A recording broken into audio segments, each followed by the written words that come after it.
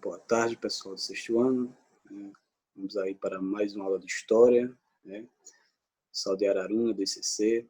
Quem fala é o professor Luiz Carlos, professor de História.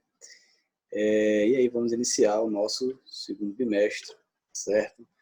Vamos continuar com um assunto que já vimos trabalhando, tá? Que é a Grécia, a formação das cidades-estados gregas, né? A gente falou um pouco da sua localização, né? Os povos que formaram, tá certo?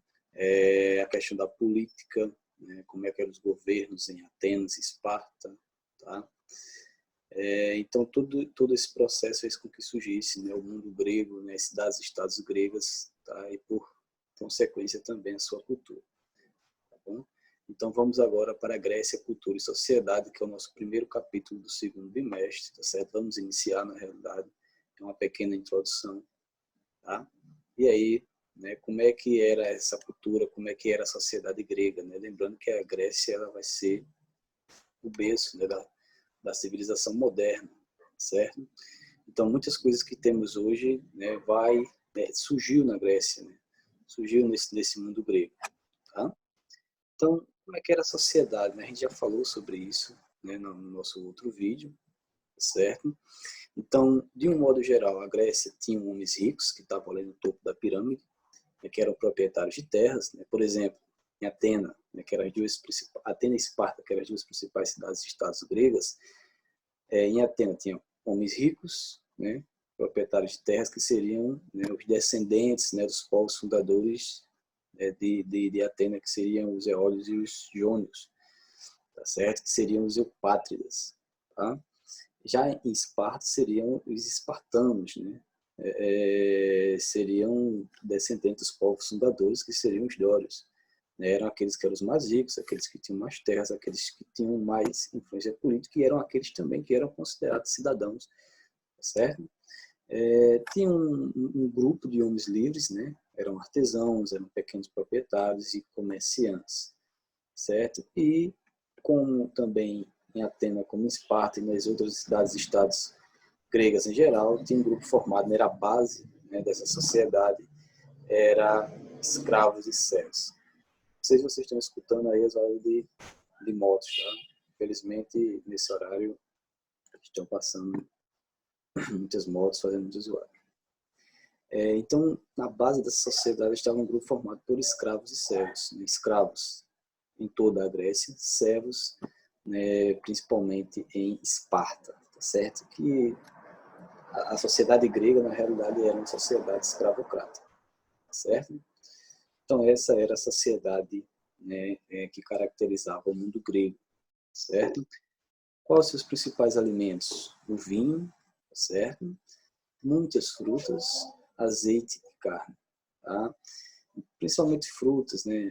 Azeite e o vinho, porque, como já falei para vocês, a Grécia, né, o mundo grego não tinha terras férteis, né? Eram montanhosas, tá? Principalmente, né, em Atenas.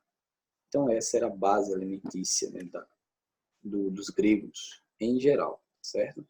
Aqui eu não estou falando caracterizando apenas uma cidade-estado, mas o mundo grego em si. Tem algumas diferenças entre essas cidades-estados? Tem sim, como já falei, como Esparta, Atenas, né, tinham uma sociedade que era diferenciada, certo? Algo bem importante que eu já até comentei com vocês, né? Como eram as mulheres no mundo grego, né? E aí, no mundo grego em geral, né?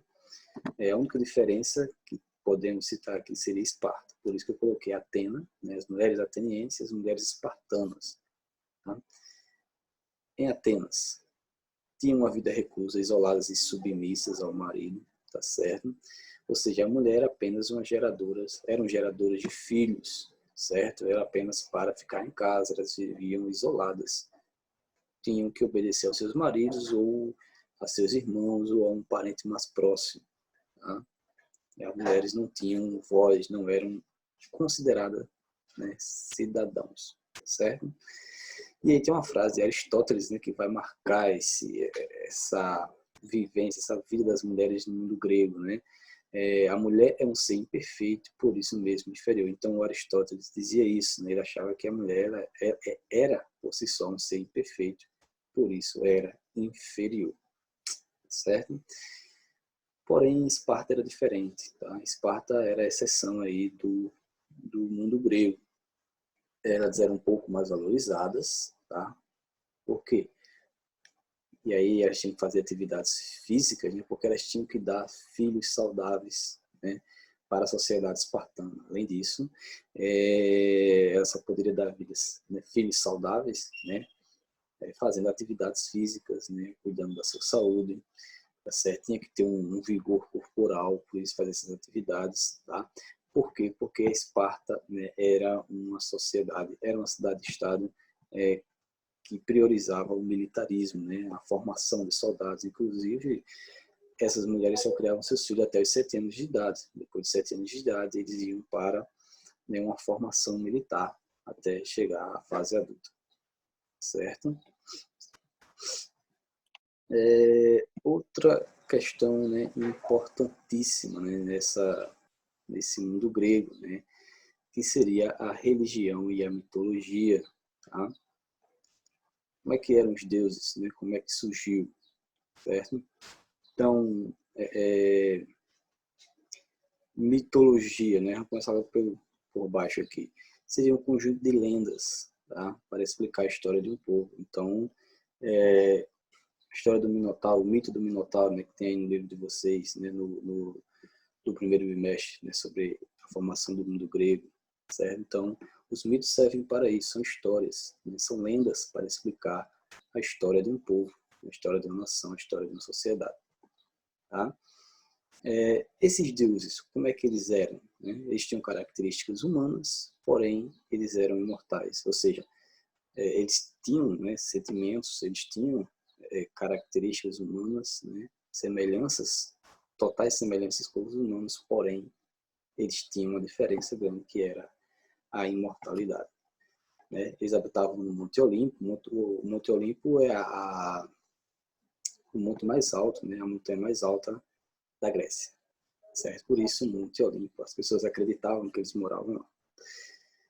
Tinha o oráculo de Delfos, né?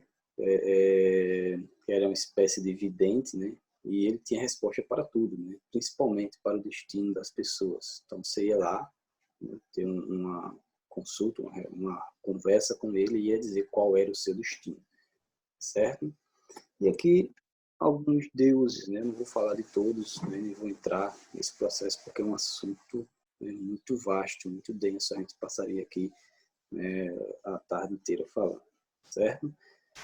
Então, os principais deuses, né? Como é que se inicia? Começa aí com o caos, né? O deus do caos, que seria foi o início, segundo a mitologia grega, que ele era o tudo e o nada, certo? Então ele que vai iniciar essa criação, por exemplo, vai criar Gaia, né? Que é a Terra, né? Da união de Urano e Gaia vai surgir Cronos e Reia, né? Da união de Cronos e Reia vai surgir Zeus e seus irmãos e aí por diante, tá certo? E aí temos aí um material de apoio, né? Depois eu quero que vocês façam, que no caso na próxima videoaula eu corrijo, né, se está certo ou não. Vai ter aí, né, todos os deuses, tá, no material de apoio, tá? E aí vocês vão, alguns faltam né, o que eles eram, né, e qual a qualidade deles, tá certo? Então vai ter Afrodite, vai ter Hestia, vai ter Hades, Ares, Hebe, tá certo? E aí vocês podem pesquisar, né, no livro mesmo, até na internet, para dizer as características de cada um, certo? Então, nossa primeira aula do segundo semestre fica por aqui. Eu espero que vocês tenham entendido, tá certo? As atividades eu vou deixar aqui no chat, tá? Então, vocês já dão uma olhadinha, certo? E já vão tirando as dúvidas também. Depois, no início do outro vídeo, eu faço, né, uma pequena, né, correção dessa atividade. Então, no próximo vídeo, faço a correção e continuo a aula, certo? Então, até logo, boa tarde, hein? Tchau.